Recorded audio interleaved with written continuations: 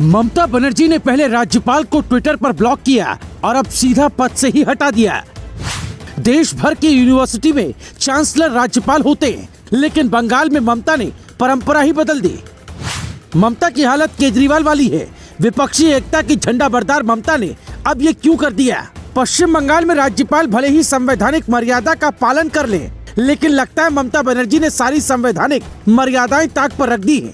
जब मन आता है राज्यपाल को ट्विटर पर ब्लॉक कर देती है और जो मन में आता है बोल देती है। राज्यपाल की इज्जत करना तो लगता है ममता बनर्जी को बिल्कुल नहीं आता।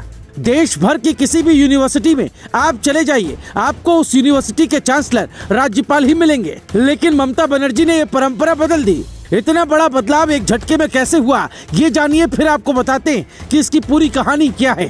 दरअसल ममता बनर्जी और अरविंद केजरीवाल, जिनकी केंद्र से बगावत पुरानी है, वो कोई भी फैसला एक झटके में नहीं लेते। ममता बनर्जी ने 26 मई 2022 को हुई कैबिनेट बैठक में ये फैसला लिया कि अब पश्चिम बंगाल की हर यूनिवर्सिटी के चांसलर राज्यपाल नहीं बल्कि सीएम ममता बनर्जी खुद होंगी। इसकी जानकारी कैबिनेट बैठक के बाद शिक्षा मंत्री ब्रत्य बसु ने दी और ये भी कहा कि सरकार इसे लेकर विधानसभा में बिल लाएगी ताकि कानूनी अड़चन खत्म हो जाए।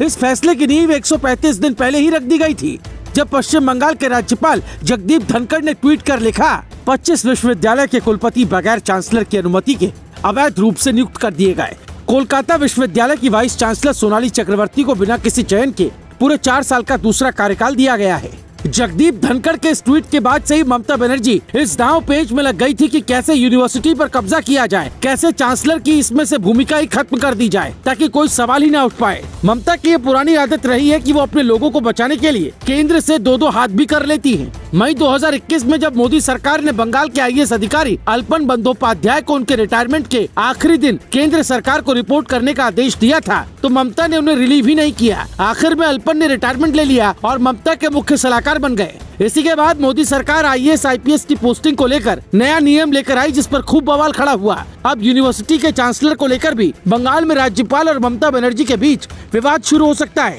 कानून के मुताबिक बंगाल की 17 यूनिवर्सिटी के चांसलर राज्यपाल होते हैं। फिलहाल जगदीप धनखड़ हैं। संशोधन बिल पास होते ही ममता बनर्जी चांसलर बन जाएंगी। उसके बाद राज्यपाल का दखल नहीं होगा। विश्व भारती देश की इकलौती यूनिवर्सिटी है जिसके चांसलर प्रधानमंत्री होते हैं, राष्ट्रपति विजिटर होते हैं। बंगाल की कई यूनिवर्सिटी अर्बन नक्सल का गढ़ मानी जाती है। जादवपुर में राज्यपाल का घेराव हुआ था। उससे पहले शारदा चिटफंड मामले में जब सीबीआई ममता के चहेते आईपीएस ऑफिसर राजीव कुमार को गिरफ्तार करने पहुंची तो खूब बखेड़ा हुआ। राजीव कुमार को बचाने में खुद ममता बनर्जी लगी हुई थी।